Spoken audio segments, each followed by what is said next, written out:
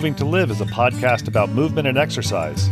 Along with our sister podcast, FitLab PGH, we have the ethos that movement is a lifestyle, not just an activity, because movement is part of what makes your life complete. Moving to Live interviews professionals in the movement field who have a variety of experiences, education, and professional titles. At the end of the day, we all want to move more, and we want our patients, athletes, or clients to move more or move better, more efficiently, or move with less pain. Some of the people we interview you will have heard of. They're well known in and outside of the movement and exercise professions. Others you may not have heard of, but they have a great deal of knowledge to share. Many people doing the best work spend their time working with people, not working on their social media presence. Each Moving to Live interview will be long enough to impart usable information, but short enough to be able to be consumed in a single listen during your workout, commute, or even during dinner prep. Before we get to the interview, a quick request. If you like what you hear, please leave a review wherever you listen to podcasts and share the podcast with your friends or anyone who understands that movement is a lifestyle. We appreciate it, and our guests appreciate it too.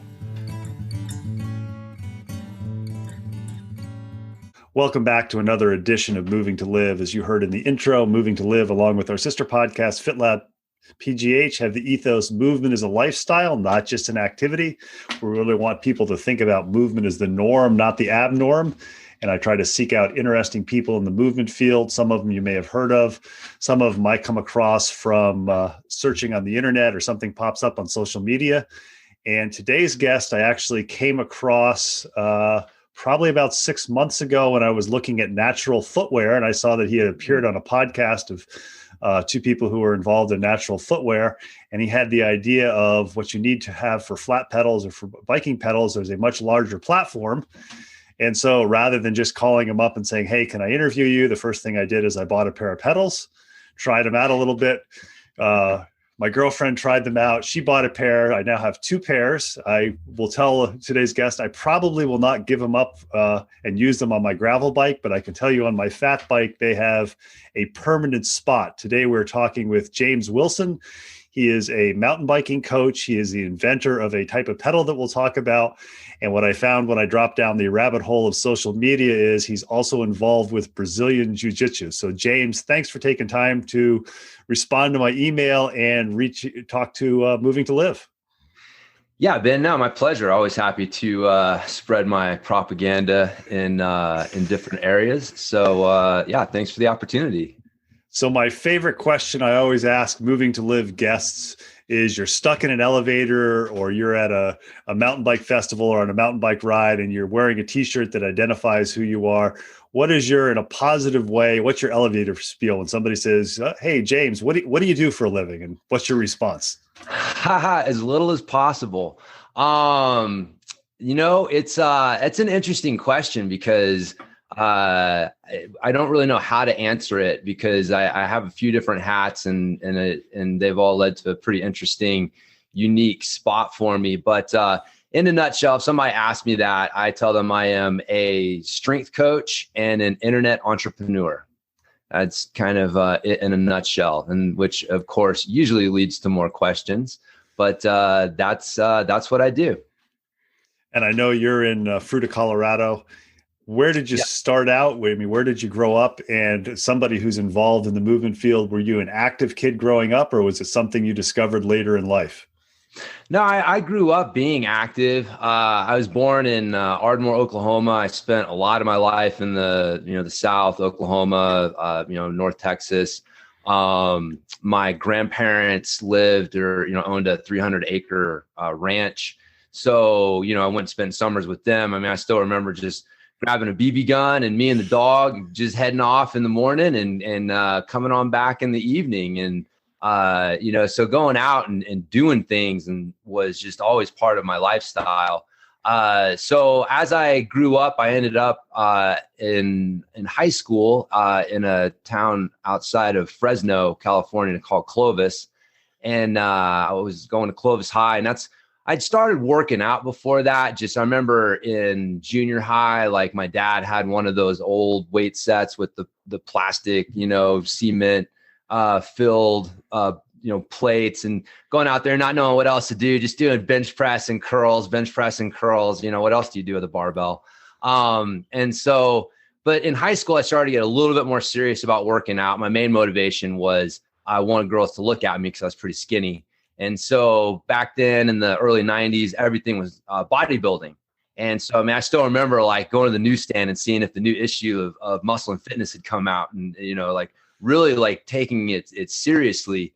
So I remember sitting in the back of math class one day, and I'm like, the math teacher's teaching something, I'm not paying attention to it, because I'm trying to figure out the perfect training split. You know, if I put this exercise here and I put this muscle group there, and then I do this. And so looking back on it, you know, that wasn't normal. I didn't realize it at the time, but that wasn't normal behavior. So I really got, you know, into that. And then I started running track my junior year in high school. And that was my introduction to using strength training for something other than just building muscle, you know, increasing performance. And so I ran track for a few years. And, you know, when I got done with that, you know, kept working out. I got into mountain biking kind of through the back door, because I was living in Santa Barbara at the time, and I was working. I'd gotten certified as a personal trainer. I'd finally realized that my obsession with, you know, workout stuff wasn't normal, and maybe I could make a living doing this. So I got certified as a trainer through the International Sports Sciences Association, or ISSA for short. And their offices were in Santa Barbara. And so I was taking their tests, and I would go in and ask questions personally. They have a tech support line that you can call for help. And so I got to know the guys there. Charles Staley was working there at the time. I don't know if people know who he is, but he's very well known. Strength coach in the fitness field. Escalating density training is the training method that he's best known for. But I got to know those guys, and so I did pretty well on my test, and they offered me a position, basically an internship, to come in and help grade tests, answer questions from people who called in. And so I was looking for a way to get to work that didn't involve a car, because parking in downtown Santa Barbara was like it was really hard to deal with. And I didn't live that far away from the office. And so I decided to get a bike, and I went and I got a mountain bike. I didn't want to get a road bike, so I thought road bikes looked weenie, and a mountain bike looked like a BMX bike. It looked more familiar to me. So I bought this mountain bike just to ride to work on. And I had fun, like, you know, riding around the streets on it. And so I knew that there were trails and stuff in the mountains behind Santa Barbara, which come to find out is like one of the best riding spots in California. But so one weekend I got bored, and I decided to ride my mountain bike up and down a fire road. And man, I was hooked. It had like all the stuff that I loved, right? Like you know, as a runner, I also ran cross country. I really enjoy cross country. And so with mountain biking, you get that runner's high and like kind of that cross country, you're out in the woods type of thing, or out in nature. And then you turn that thing around and you get this adrenaline rush, like a action sport. And, you know, I tell people like mountain biking is like an action sport and an endurance sport. Got drunk one night and had a baby, and like that's mountain biking. And so I was hooked. And so I got into mountain biking that way. And of course, coming from track, I knew that you could use strength training to enhance your performance. So I started looking into stuff to see what was available. You know, the internet was around back then. It wasn't what it is today, but there was the internet. But, you know, looking and trying to find what I couldn't really find any legit strength training information for mountain biking. Like everything that I found was, you know, 3 sets of 10 on the leg press and leg curl and leg extension. And I knew that was just, you know, bodybuilding BS in disguise. And so I just started doing stuff that I knew, like how athletes train, more athletic stuff. And eventually I was introduced to kind of the functional movement idea. You know, it's funny. A lot of people don't really know where a lot of the functional movement stuff originated from. There's a Australian strength coach named Ian King. And he was the first guy, if you go back and you do your research, he was the first guy to start, you know, really using movement patterns instead of muscle groups. And that was kind of a landmark movement in strength training. Like instead of training via anatomy, you started training through movement patterns, because the body does movements, not, you know, isolation stuff. And so I'd gotten introduced to that through a website, T-Nation. They're still around, great information. But they had that guy Ian King on there, and I started diving down that rabbit hole. And, you know, around the same time, you know, kettlebells. Man, I still remember when I was working for ISSA, getting this a copy of this book that somebody sent in for the ISSA to review. And there is this freaking shirtless, hairy-chested, bald-headed, Russian dude on the cover of this book. It was called Power to the People. It was like, what the hell is this? And again, man, this is like the late 90s. This is before, kettlebells, it's Pavel Tsatsouline, if people don't know. And again, he's super well known in many circles, but he's the guy who helped popularize kettlebells. So if you've heard of kettlebells or you work out with kettlebells today, like you owe some thanks to Pavel Tsatsouline and his work in that arena. The point is I got, introduced to like kettlebells and functional training and a lot of different things. And I started applying these things to what I knew the movement and physical demands were of mountain biking. And I was seeing results myself. I had some other people that were working out with me and they were seeing good results. And around 2005, I had the idea that maybe there's other people who'd be interested in this. There is this thing called the internet. Maybe I'll put up a website. And so I started MTB Strength Training Systems and put up a website. And I still don't know where those first newsletter subscribers came from, like how they found me. But all of a sudden, one day I had like 15 people on this newsletter list that I had put on the site. And so I started writing a newsletter, and I pretty much put out at least one newsletter every week for the last 15 years. And, a lot of that was through a period, man, I was creating like 3 new blog posts a week. I had a lot to say in trying to help people understand how to connect. Like really the thing that I feel like I do really well is to help people connect their movements in their sport to the movements in the gym. So now instead of just doing an exercise, you understand how does this exercise connect to the skills that you need in your sport. And so helping people make that connection, especially, in the mountain biking world, I feel like that was, one of the things that I did a good job of helping people understand better.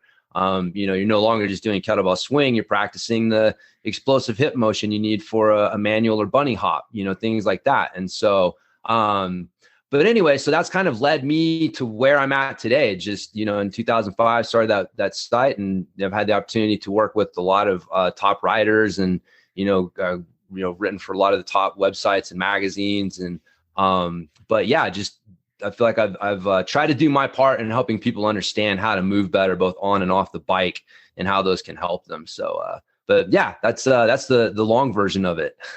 It's interesting when you hear people's stories in the movement field. We were talking before we started recording, and I said, I'm trying to break down the knowledge silos. And you mentioned Pavel. Right here in Pittsburgh is a gentleman named Brett Jones, who's a kettlebell trainer. We interviewed. He used to be a coach of mine. He used to be my coach. Very small world. So we interviewed Brett about a year and a half ago. And I remember talking to Brett, and I think he said he was the second person who took the training that Pavel offered in the US. So it's an extremely small world. Even though it isn't, you just talk to somebody and a name drops, and all of a sudden it's like, oh, wow. Yeah. There's all these people who are interconnected who maybe without the internet, they never would have realized this. Yeah. Yep. No. Yeah. The internet's definitely done a great service in helping connect different people. Cause you mentioned Stuart McGill earlier. Like Stuart McGill is very well known in a lot of movement based fitness circles. And, he is a researcher, traditionally a researcher. Physical therapists and doctors would be more the people who would keep up with his work. But yeah, there are, Gray Cook. I don't know if you're familiar with him, the functional movement screen. He's another guy who's a physical therapist by trade, but, very well known in the movement field by trainers. And so, as you break that down, the silos, as you put it, between fields, and you get people in different areas. And I feel like that's one of the things that I ran track. Like I didn't get into cycling the traditional route, right? Like I didn't start out cycling. I ran track. I did strength training beforehand. Even when I got into riding, I did it through the back door. Like I started riding on my own.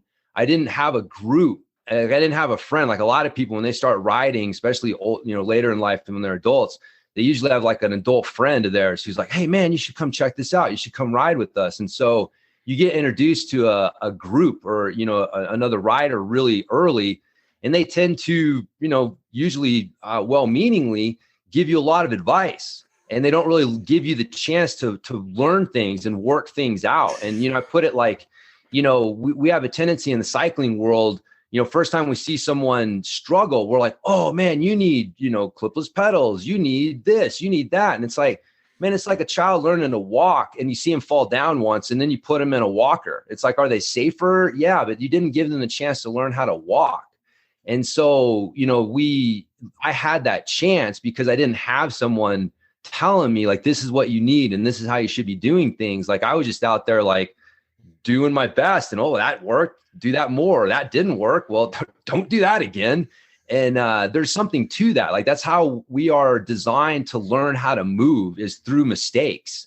And I think people, especially as adults, man, we're so afraid of making mistakes and we don't understand the learning process. Like I tell my clients when we start working out, both, strength training wise and, teaching jiu-jitsu, I show them a new thing and you can see them trying to figure out, how do I get this right off the bat? And I'm like, dude, you got so many reps between you and actually figuring this out. Just do it, man. Just get them out of the way, relax, enjoy the process, right? Like you're going to have some bad reps to figure this out. So, but yeah, it's I guess my point is that I feel like a lot of my insights into cycling are because like I do come from a different silo than most cycling coaches do.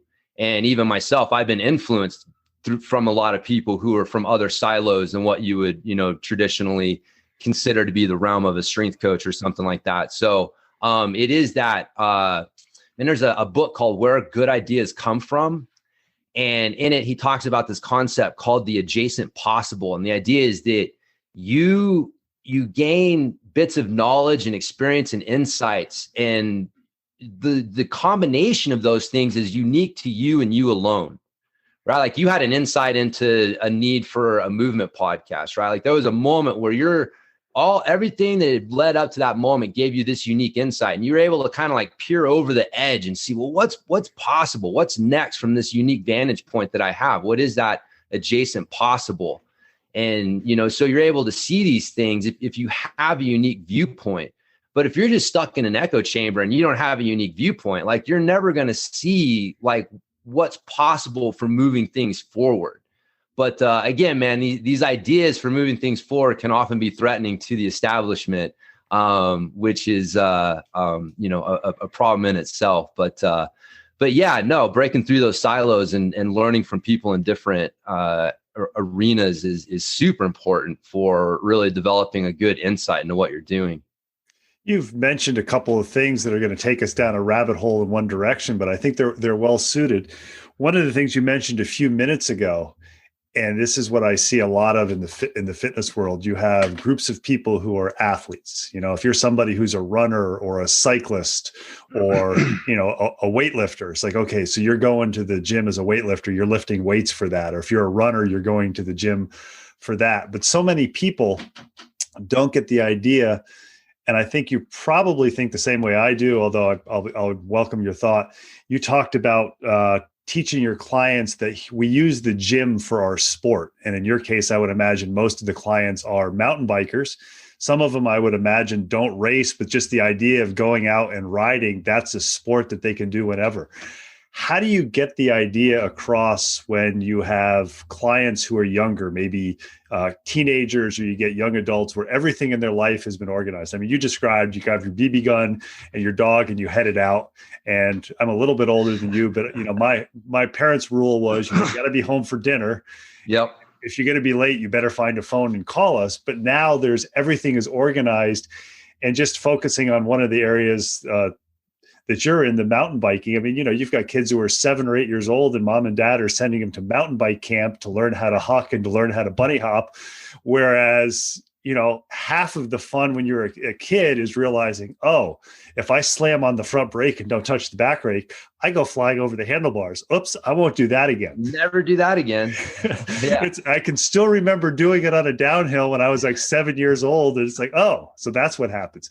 But how do you find when you get these parents who come in with, for you as a coach and saying, I want my kid to do this, this, and this, versus, I think you hit it well, the way you learn is failing. I remember when I was in Florida doing single speed riding, learning different ways and following a motocross rider who was riding a single speed, was finding all these lines. It's like, oh, wow, there's why I failed every single time.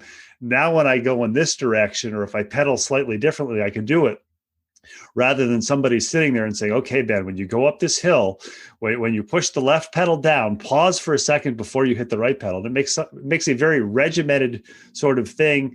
And I would say for me, it would make it less fun, but I think it probably also makes it more difficult if you as a coach are trying to train riders to be better riders.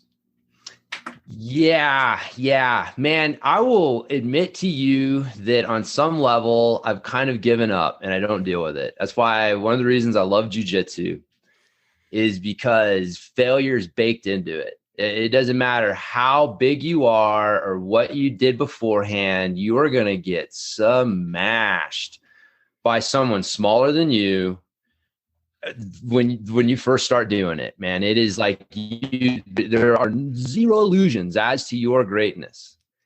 And so I coach kids. I coach, we've got quite a few kids in the kids class. And I think one of the reasons that the parents bring them to us is because these are the kind of parents who recognize the need for that. And so, there is not as much of that, but I know what you mean, because when I first started, when I first opened my training facility that I had for 6 years in Grand Junction, my focus was on youth athletes. And, that was what I wanted to do, is work with young athletes. And it was very difficult. And this is 13 years ago or more. And it's only gotten worse since then. And it was like, getting the buy-in of the kid and the coach and the parent, that was darn near impossible. Coaches are so protective of their athletes. They want all the credit if something goes good, but it's not their fault if things go wrong. And so, it's you got to get everybody on board with wanting to do this and being supportive of it, or it's going to make it real difficult. And then, like you said, you need parents and everybody who's buying into the idea of man, we're setting you up for a learning environment here. And part of learning is failure, and the struggle is part of it. That is just, how it's going to be, and things should be hard. And so, yeah, man, I mean, I would definitely run into the parents and the kids that it was like, man, if this is hard, I don't want to do it. If I want to feel good every time I do something. I don't want to experience failure. And it's just really difficult. That mindset is tough. And that's one of the reasons that I have a tough time. I'm not, a lot of people know me in the training side, in the mountain biking world, but I'm not a super popular, coach necessarily, because my message is hey, you probably suck. It's probably you. It's not the bike. And, I mean that in the best way possible, right? I'm not trying to put somebody down. I'm just trying to it's probably your lack of skill. It's probably your lack of fitness. It's probably your lack of strength. It's probably your lack of mobility and movement. That's what's holding you back. Not the fact that, the bike weighs, 31 pounds and you think if you can get it under 30, it's going to make this world of difference, or you got to get this tubeless tire set or this new doohickey or whatever it is. It's just, one of the things that makes mountain biking and cycling in general fun is the technology, but it's also an instant crutch for people. And so you can just always fall back on technology being the answer instead of looking at yourself. And so, again, that's one of the reasons that I love jiu-jitsu is there's zero technology. Your gi is going to make no difference. Your collar might feel a little softer if someone's choking you out with it, right? But it's not, there's no way that your gi or anything that you can buy and come on the mat with is contributing to your performance. So any failures are 100% you. And so it's just, they have this saying in jiu-jitsu, you either win or you learn, right? There is no losing. You learn. You learn. You should be learning. What happened? Why did that happen? And that's one of the reasons that I love jiu-jitsu so much, is that it's just this never-ending mental chess game that, there's an infinite way to answer the questions that your opponent is putting at you. Not necessarily infinite, but there's just, there is no one way or two ways to do it. Like you can, and that's what makes it fun, is it's ever evolving. And so, but it's this giant movement challenge, and you got to figure out like, what is that guy moving? How is he moving in a way that's not letting me do what I want? And how do I need to move to do what I want? And then, okay, now let's develop a plan to accomplish that. And so like that being, like I said, like baked into the culture for me makes dealing with jiu-jitsu and people that get into jiu-jitsu way more enjoyable and way more relatable. Cause I've always had that mindset. Like I always looked at like mountain biking to me was a vehicle for self-improvement. It was never for fitness. It was never for this, friend thing. It was never like, that was what it was. Like that was my vehicle for self-improvement. And that's really at the heart of martial arts. Like that's what martial arts is a vehicle for self-improvement. And so I always felt a little bit like an outsider, and definitely can tell, like I don't relate to a lot of mountain bikers and cyclists because they don't have that mindset. Like for them, cycling isn't a vehicle for self-improvement. Like going faster doesn't mean that you've improved as a person, right? Like, so like, that's what you want to be doing. Like, are you improving physically, mentally, spiritually? Like all of these things matter. Like just because you got a faster Strava time doesn't mean that you're really improving in the ways that are super important, especially long-term. And so, yeah, having that egocentric goal that cycling tends to promote definitely makes it harder. And for me, I see a lot of cyclists and mountain bikers in particular just falling victim to a mentality that may give them some short-term gains, but it's not going to lead to long-term happiness and success. But so anyways, yeah, I don't know how the hell that was related to what we were talking about, but there you go. I'm interested when we go this. I'm going to ask two questions. The second one is going to be, how did you get from mountain biking to jiu-jitsu? But the first one, where you mentioned, it's like I got into mountain biking for self-improvement. And it's very clear from our brief conversation so far that, you're a lifetime mover, and to you, the most important thing is just to be able to keep moving for the self-improvement. That's your venue, it appears, for self-improvement, or your method. Do you recall when you were in Santa Barbara and you started biking to get to work, and then you took that first fire road? Was that the vehicle then, or is that something that developed a little bit later? Because one of the things I've noticed with the people that I interview who are pretty athletic and stay active is somewhere around 35 years of age, there's like a switch that switches for most of them from, can I get that Strava thing? Or, can I get that PR in the bench? Or can I do the Olympic lifting to, I just want to be able to get out and do what I love to do, whether it's for self-improvement, for stress relief, for, to see that great sunrise or sunset. So what do you recall? Was it initially, that first thing? It's like, oh, this is self-improvement because I suffered like a dog going up the hill, and then I had enlightenment going down the hill, or was it a little later? No, I think it was it was right off the bat. Again, like I had, I had some, how to put this. So growing up, I'd always had an interest in martial arts, right? I remember doing karate with my dad at the YMCA as a little kid, and not anything serious, like just a very short period. But I remember doing it. And I remember being into martial arts and that mindset. I did martial arts for a little bit in high school.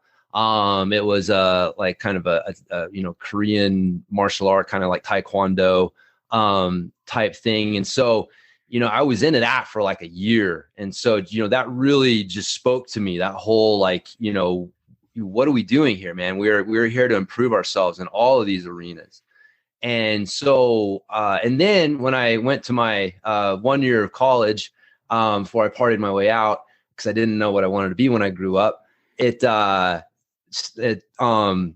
happened to get put in a class on Taoism. It was it was a Tai Chi class. That's what it was, which of course is connected to, Eastern philosophy and Taoism and stuff. And so, I learned a Tai Chi flow, and we did that, but there was also reading that we had to do. So I read like the Tao of Pooh, Zen and the Art of Archery, so, I've been introduced to this mindset, this way of looking at the world and through some different experiences, at a pretty early age. And so to me, that just was always like, I think one of the reasons that I remained active, because even working out for me kind of turned into that. Like it was a vehicle for self-improvement, the discipline, getting through that last rep and building that mental toughness, like these were things that counted just as much, if not more, as like the physical benefits. And so, yeah, when I started riding bikes, man, it was pretty much like instantaneous, like, holy crap, here's this thing that I can just really focus on. How do I get better at? Because I really suck at it right now. And it's going to be so much fun. Like once I get better, because I could see better riders, I eventually did meet some other people and rode with better riders and could see what was possible. And I'm like, man, okay, how do I do that? And so, but to your point though, what is interesting is that it kind of leads to the second question, which is that it was about like age 35, definitely, when I turned 40, like I'm 45 now, that like mountain biking for me changed. Because for me, like I was always more into the free ride downhill side of things, like, jumping off big cliffs, hitting 40-foot doubles, like, crazy stuff that you really have to be focused, man. Like you cannot let fear be the mind killer or it will screw you over. Like I always, those hell or high water moments where it's like, this is it. I'm going, you got to commit and go, like those moments. And then, all of the training that went into that moment, just all the stuff that went into that, both on and off the bike, that led to the ability to face that moment and be able to say, no, I'm going, and do it and stay calm, stay focused and nail it. And, I love that. Like that was such a huge part of mountain biking for me.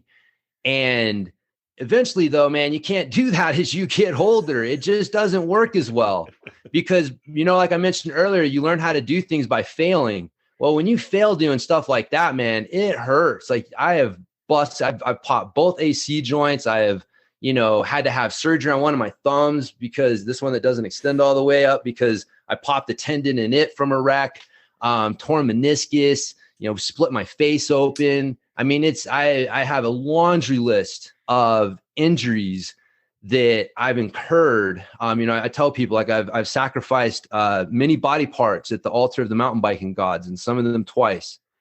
And you just don't bounce back as quickly, and the injuries start to add up. Like you only do get one meat sack, and these things are real. And so mountain biking kind of started changing for me. And so part of that thrill wasn't there, which is, that and some other circumstances, just having some more time. Cause I was always interested in jiu-jitsu from UFC 1. I mean, who the hell did, if you were alive back then and you remember that, like there's a distinct line in the sand, like before UFC 1, you're watching Steven Seagal and Jean-Claude Van Damme going like, damn, that's how you do it, man. Like that may work. And then after UFC 1, it's like, that dude's going to get taken to the ground and get freaking choked out. And, and so I'd always kind of had an interest having a little bit of a martial arts background. Like I remember doing my punching and kicking martial art and always thinking in the back of my head, like, is this really going to work on the streets? And if this other person isn't playing by the same rules as me, is this really going to work?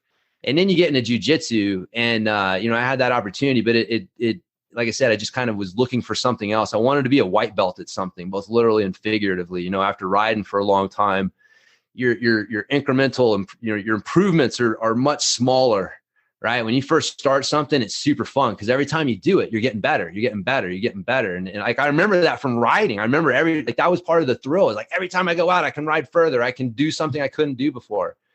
And so yeah, I wanted to experience that again with something. And so I had the opportunity to get into Brazilian Jiu-Jitsu. And, but yeah, no, man, it was, that was something that's always baked in, but to your point, there was definitely a change in the goals, that I had, as I got older, for sure.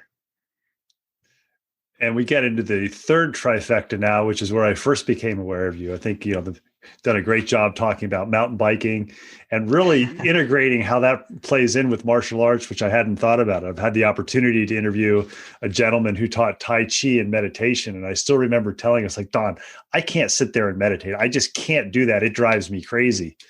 And he said, Ben, when you go out and you hike in the woods with your dogs, or you trail run, or you mountain bike, and I don't do 40-foot doubles like you, I never would have. I recognize my skill levels, but I know you can probably appreciate when you're just out on a nice flowy mountain bike trail. Yeah. And the guy said, that's your meditation. So yeah. I think that really fits in. And I think you've done a really good job of integrating that. My curiosity is because, as I mentioned, I came across you because I saw a natural footwear website. I can't remember which one. And you were interviewed on a podcast or wrote a blog post for them. And, I Google pedal innovations and I see this gigantic pedal, which an interesting side effect of that. I recently sold a bike and I took a picture of it and it had your pedals on it, which I didn't sell with it. I kept the pedals. And somebody emailed me or messaged me on Facebook and said, hey, I've got no interest in the bike. What the hell are those pedals? Because I want a bigger set of pedals because my feet are size 14. Yeah. So how do you get from, strength coach, martial arts, we're owning a jiu-jitsu facility going, all these pedals out there are too small? Because I know from where you're defining your age, you probably remember on your first mountain bike, you probably had flats and toe clips where you'd have to reach down and tug it in. And then they came out with, mountain bike pedals. You probably remember Onza mountain bike pedals with the rubber elastomer bumpers, where with the type of riding you're doing, probably you'd go off and jump and both feet would come out, to better pedals, to now it's almost like it's gone full circle in a lot of mountain biking, from clipless pedals to flat pedals. So tell us a little bit, first of all, what is the pedal that you have and how does it differ? And then kind of let's get into how you came up with this idea. Yeah, no. So the Catalyst pedal, that's the name of the pedal.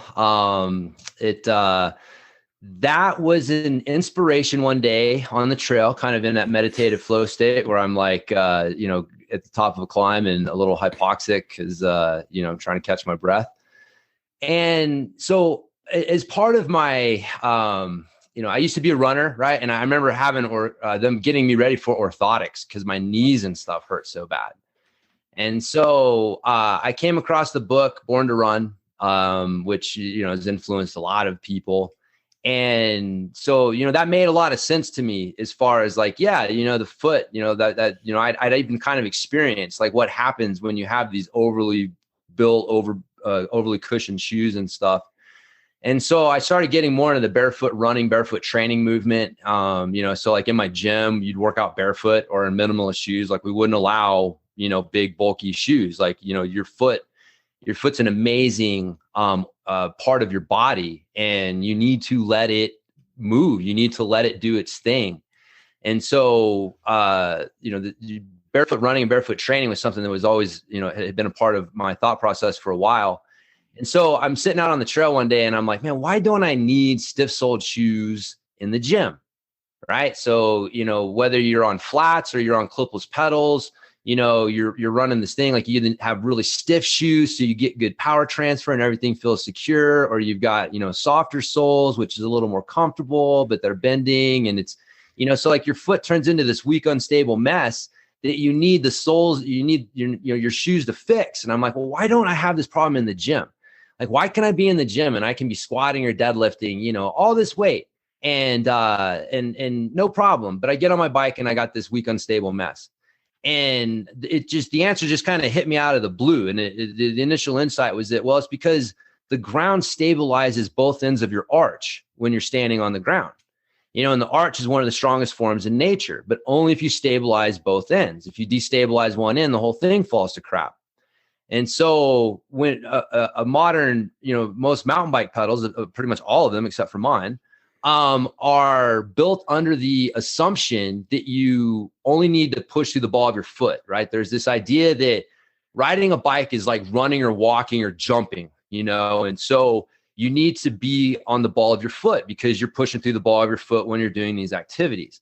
The problem is that when you're riding your bike, your foot is not coming off the pedal, right? So you're not actually going anywhere. That's why you can have a stationary bike, right? Like the bike is carrying your center of gravity through space. You're not propelling your own center of gravity through space. So when you're running or jumping or walking or doing any of these things, you are propelling your center of gravity through space. But like when you're doing a squat or a deadlift, you're not, right? Your center of gravity is staying in the same space. It's just moving up and down and over the same base of support.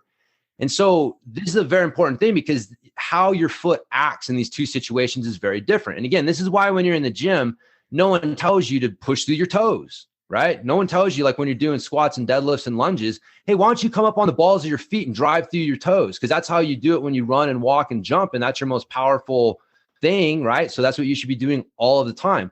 Well, we don't do this because we recognize that, well, in that context, you want the foot to remain stable. You want pressure on both ends of the arch.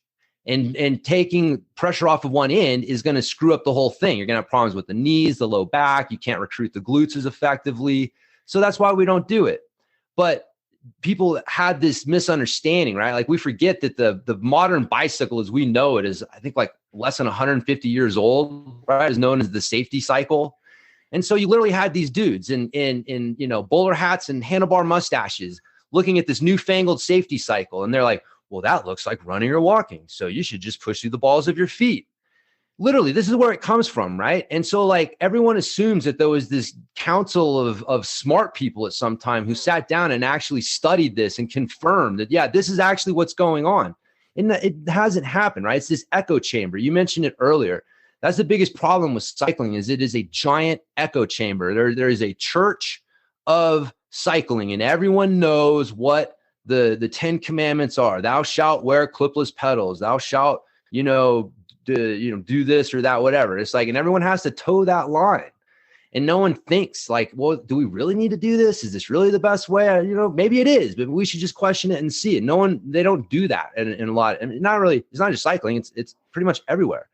Right. So that was, my insight was that, we're making this mistake. We're designing the pedals too small because of this false understanding, this assumption that you need to only have enough to push through the ball of the foot. Since your foot is not coming off the pedal, it's more like doing a series of lunges or squats or deadlifts than it is running or walking or jumping.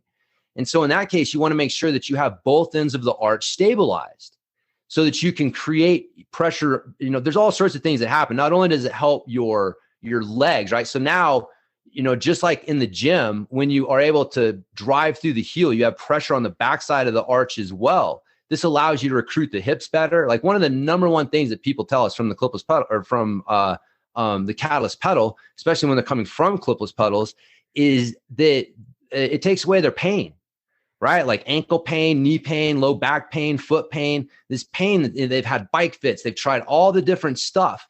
But as soon as they switch to our pedal and they allow the foot to move naturally and allow the body to move naturally, it takes all that unnatural stress off the body. And now your body can work the right way and it hurts less doing it. And you perform better. And it's so, but anyway, so that was the idea and kind of the insight that I had. And, from that point, I've realized there's a lot of other benefits to this design. Like really clipless pedals were never better. We just had crappy flat pedal design. That's all it was. Like, anyways, I could go on forever, man. If you have a platform that's centered on a rotating axis, it makes no sense to use one pressure point to try to apply pressure into that. Like no engineer, nobody would say that's a smart thing to do. You want two pressure points applying pressure on the ends. Like that's going to allow for the most equal transfer of force, right? So this whole idea that you need to attach your foot to the pedal, what it is it's when you have one pressure point, because that's what your ball, your foot, and your heel are. They're pressure points. They're ways for your body to apply pressure into the environment.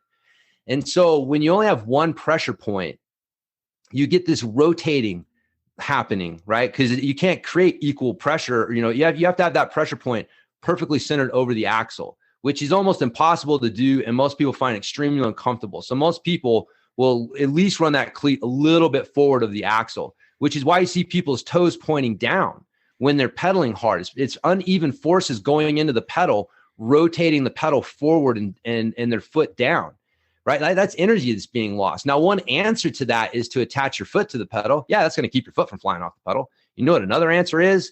Even the forces out that are going into the pedal have two pressure points that allow for an even transfer of force, keep the platform level, and that keeps the foot from spinning off. And now you have that force, instead of being lost in this forward rotation, is actually being applied going straight down. So there's a ton of benefits. Like when you really dig into the design and the science and the engineering and everything behind it, you see there's a lot there. And so, but the bike industry just tends to ignore it because it definitely flies in the face of everything they've told people for the last, 20 plus years. Yeah, it doesn't make me a whole lot of friends at cycling related dinner parties. I'm curious though, because one of the things I mentioned before we started recording, good friends with Paul Swift, who does a bike fit company. And Paul's comment was like, look, he had a nice soliloquy on saddles. And he's like, you know what? I don't care what your saddle looks like as long as you're comfortable on it, because if you're comfortable on it, you're going to ride. So yeah. a lot of cyclists, I'm thinking with your pedal design, there are the weight weenies, and let's be honest, it's relatively heavy. But on the other hand, when you consider the weight of the bike and the weight of most people who can probably afford to lose 5-10 pounds or more than that, it isn't that much heavier. Right. Well, just real quick, my answer to that is most people understand that there's a trade-off between weight and performance, because if they didn't, all of you guys would be riding 24-inch wheels, right? 24-inch wheels weigh less. Am I wrong? No, but there's rotation gains. All these things. There's gains from the increase in size, and so you are willing to ride a heavier wheel because of the increased performance that it allows. That's the same thing with the Catalyst pedal. Like, you are able to create more power with it. You're able to do it more comfortably. Like, all of these things they translate into improved performance, like faster times. And so, so you see there's an increase there's a benefit from them that outweighs the weight penalty. So I make that point because most riders understand this, if you run a dropper post weighs more than a regular carbon seat post does. Why do you run it? Well, the ability to move the saddle up and down and then be able to move my hips around where I need to lets me ride more effectively. Okay, so there's a trade-off there between performance and weight. And so the Catalyst pedals fall in that same area. And once people understand that, it's like, oh, okay, I see. Like, it is, it's not just extra grams. I'm gaining performance. Which most pedals, you don't really get that, right? And that's why most people don't think about that. Like, if you buy one pair of pedals versus another pair of pedals, really the performance that you're going to get from them is not going to be very different, right? Because the design is too small to allow for that different pressure point thing that I was talking about. And so it does come down to weight. If all the pedals are going to give me the same performance, well, which one weighs the least? And so that's where you get into this gram counting thing. Handlebars are kind of the same way. There's certain components that get into this gram counting thing, but it's because, man, honestly, if you buy one or the other, you're not really going to notice it on the trail. And they're all probably made in the same factory overseas anyways. They just have different labels put on them. But the Catalyst pedal is different. It's more, like I said, that's more like going from like a regular seat post to a dropper post. Right? Like, yeah, you're going to add a little weight, but man, that performance benefit that you're going to get from having your feet being comfortable, from being able to recruit your hips effectively, all of the things that the Catalyst pedal allows you to do is far going to outweigh that gram penalty that people will talk about. But I have heard that. But again, like, once you think about it for a minute, you realize like, oh, that really doesn't make any sense. But yeah, it is something that people think about. I'm curious also, listening to you talk, knowing some triathletes and road riders, what are their responses when they see the pedals? Man, I've had quite a few. We have a lot of road riders that use them. And again, like, one of the main reasons that people buy them and use them is actually pain relief. Like, they've gained, like, we actually have physical therapists and doctors who recommend these pedals for that reason. And so, when you are having to stop riding, or just riding in severe pain, or being made fun of, a lot of people would just deal with it, and they'll deal with being made fun of, and they'll just get the bigger pedals. And so we've developed actually quite a following in road riding from people, and a lot of it originally and continues to be from people who are seeking just pain relief, man, the ability to go out and ride as long and as hard as you want and not be in pain during and or after the ride. Like that's an important part of riding. And then triathletes, we have a few of them using them. Again, it's a little bit harder sell to them. But the funny thing is the people that use them are setting PRs on them. They're going faster on them. And, you know, one of the main reasons is that when they are, there's actually a study done looking at the midfoot position, which our pedal allows, versus the ball of the foot position in a duathlon. Basically, they're looking at riding and then running. And what they found was that midfoot position allowed for faster running times. And the thought process is because when you're on the ball of the foot, that the stress that it puts on the calf and Achilles tendon to stabilize the back of the heel, because something has to stabilize it. That, you know, even that carbon soled sole is gonna shoe is going to bend some, right? So you're placing this tension on it, and so when you get off and you start running after the ball of the foot, you've seen triathletes start running. They got that Frankenstein run because their legs are so stiff from that, and it takes a little while for their legs to kind of loosen up so that they can actually start running. And so when you're able to jump off of the bike and you've lost no time on the ride, right? Like, again, we've got these triathletes and the reports that we get back, like they're riding just as fast on the road, on their ride, but then they jump off. And not only do they not have to change shoes because they get to ride in the same shoes that they run in, but as soon as they hit the ground, they're able to just start running. And so now they're running faster. And so they're setting PRs. Like, so yeah, I've got one of the guys I trained jiu-jitsu with is a big triathlon coach, and he was really into the bike fit thing and helped write some manuals for like cleat position and stuff. And I didn't do any hard sell on him, man. He just, we're doing jiu-jitsu, he knew that I sold the pedal. And eventually he comes up, because he's just hearing me talk about it. And it's tough to hear me talk about it and not be, I don't know. I mean, I got a lot of science and other things behind my rationale for it. It's not just a crazy idea, so it piqued his curiosity. And so he's like, hey man, let me try one of these pairs of pedals. And I'm like, sure, man, no problem. And so he comes back and he's just like, dude, my mind is blown. It's changed everything that I thought about foot position and pedals. He's like, I averaged 1 mile an hour faster on my training ride with these pedals. And so, yeah, he is now a full convert. He's trying to figure out how to get the same effect from clipless pedals, because he's still like, just so like, there has to be some way to attach my foot to the pedal and get the same thing. But the problem is once you attach your foot to the pedal, you've created that single pressure point, right? So again, it's not the position of the foot. And again, this is what is, it's going to take a while for people to wrap their minds around what is going on here. It's not the position of the foot. It's the pressure points that you're putting into the pedal. That's the important difference, right? So you can have a midfoot position on a small pedal and you're still not going to get the same benefits and same feel as you're going to get from the Catalyst pedal, because you're not able to get the pressure points that the Catalyst pedal allows. And that's the problem with clipless pedals, is they're always going to be a single pressure point design. And so you're always going to have to deal with the trade-offs from that. And so, I'm not saying it's impossible, but for me, I'll let somebody else figure that out, because I've always been a flat pedal guy. Like, I started out on flats. I rode clipless. I tried to learn how to use them. I spent, a couple months like riding to work on them. I spent, time practicing clipping in and out in a grass field and really just trying to get comfortable with it. And I never got comfortable enough to go ride on the trail with them. And then I had the proverbial fall over to stop sign moment, and I was like, dude, this is insane. Like, I would have died on the trail. And so I decided, like, I had another rider that I was riding with, and he rode flats, and he was a good rider. And so I'm like, well, I know I can get at least as good as him before I need to switch to clipless pedals. So I just went and got flats with the idea that, like, hey, when I know that it's not me that's holding myself back, it's my pedals, then I'll look at switching.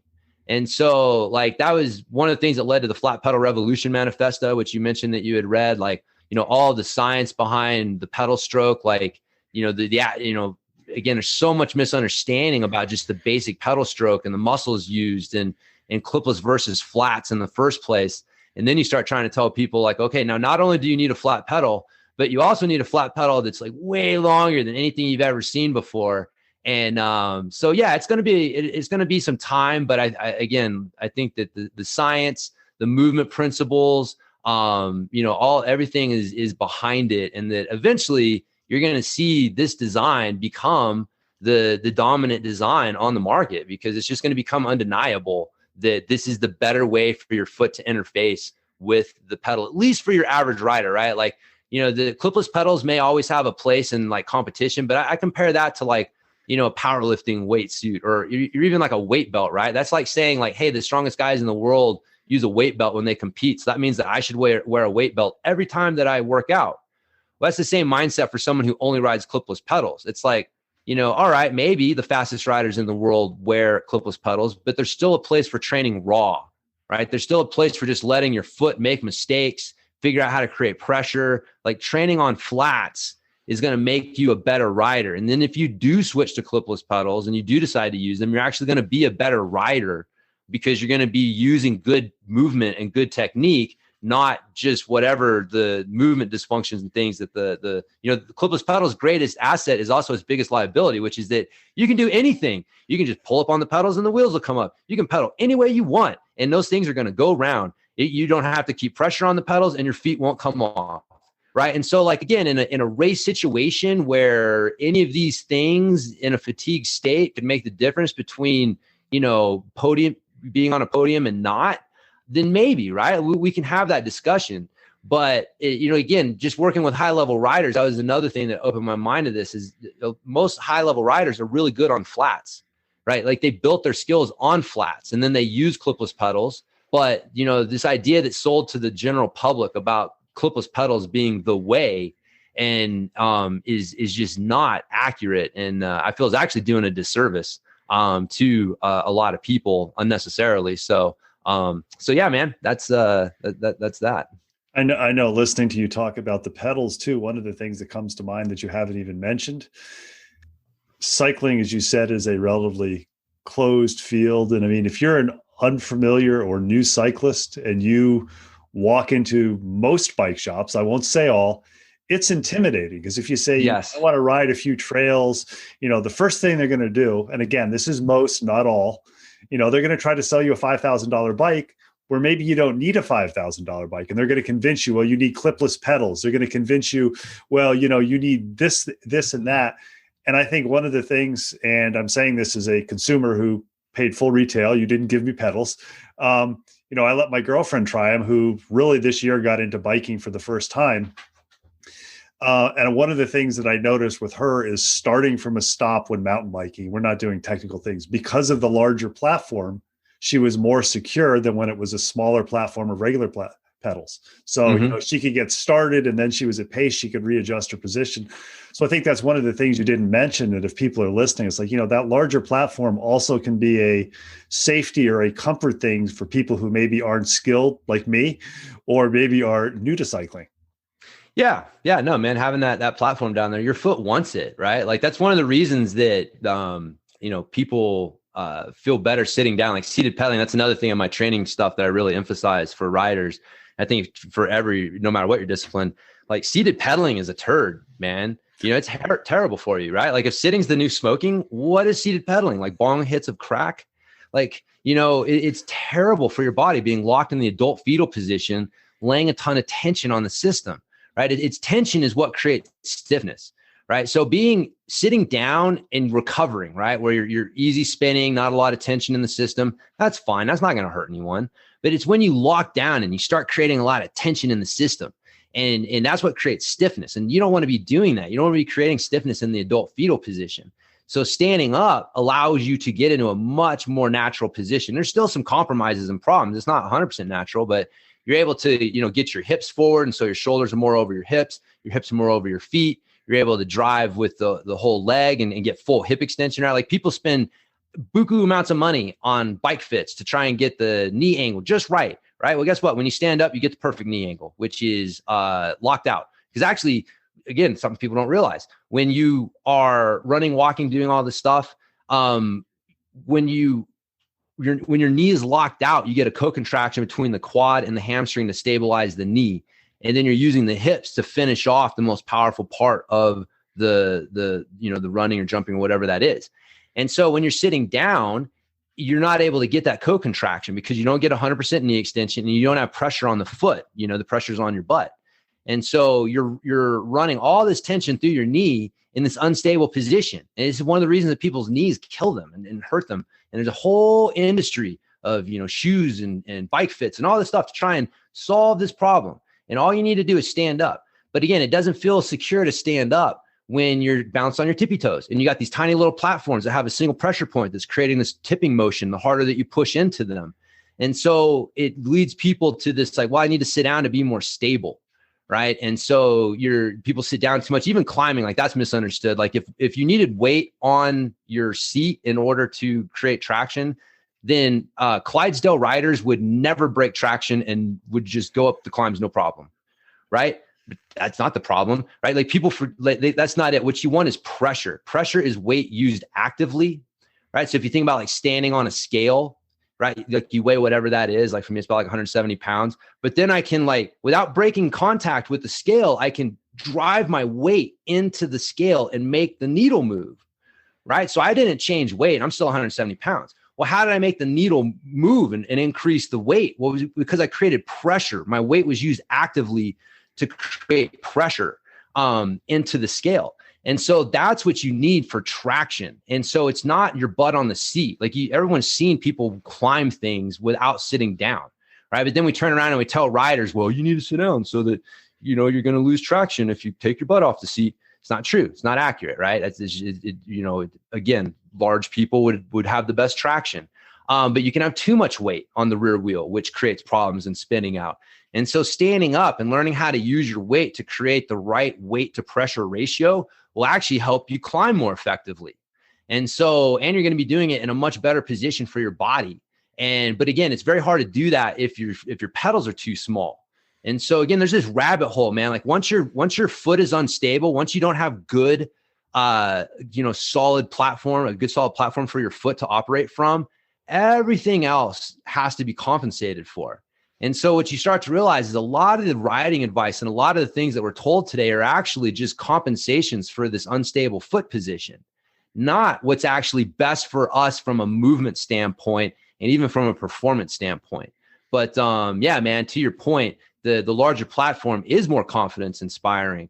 And so, it will help you both with just feeling confident on the bike in general, but then also in trying things that you may not have tried before, that instinctively your brain is going like, dude, you don't have the stability and whatnot and the balance to go for that.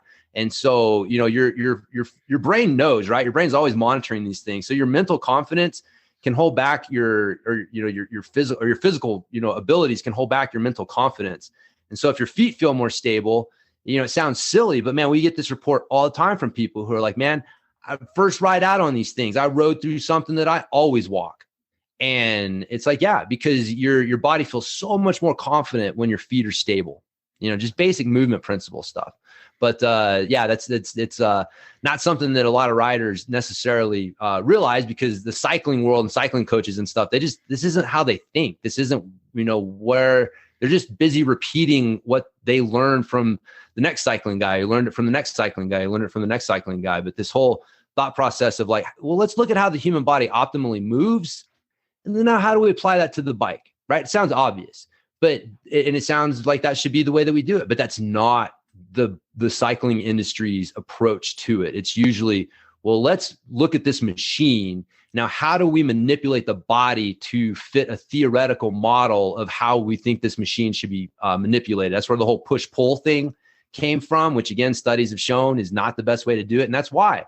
Because you can theorize it. If I was designing a machine from scratch, would I want it to push and pull? Well, yeah, we're not a machine. We're an organism. We optimally push. We're designed to push, not pull. And when you try to pull, you take away from your push actually. And so, for riders out there, you need to focus on just a good, strong downstroke, and letting the trail leg come up enough to not interfere with the pedal stroke itself. But you don't need to be trying to pull up and apply power on the backstroke. That is not the best way, the best way to do it. But again, these theories of like, man, how do we get the body it's a machine. How do we get it to do what we want for this bike? They lead to these rabbit holes, that can lead riders in bad directions. But man, the Catalyst pedal just changes your riding experience on a bunch of different levels. We've been talking to James Wilson. I think one of the things I like about the Catalyst pedal is, from what he said over the last few minutes, and again, I'm generalizing as somebody who's familiar with the fitness field, the first thing you'd expect is he would write a book and sell it and get everybody to buy his ebook. But instead of that, I'm assuming it was somewhat tongue-in-cheek. You have the Flat Pedal Manifesto, where we'll have show notes where people can actually download and take the deep dive even deeper into what you said and either reach the conclusion that I reach. It's like, hey, I'd like to try this. And as I said at the beginning, I'm kind of a fan. Or they can say, oh, no, I don't really agree with this. But rather than having to buy the book, they can try it out themselves. They can read it and they can look at the research that you cited in that. James, I want to thank you for taking the time to talk to Moving to Live and tell us an interesting story.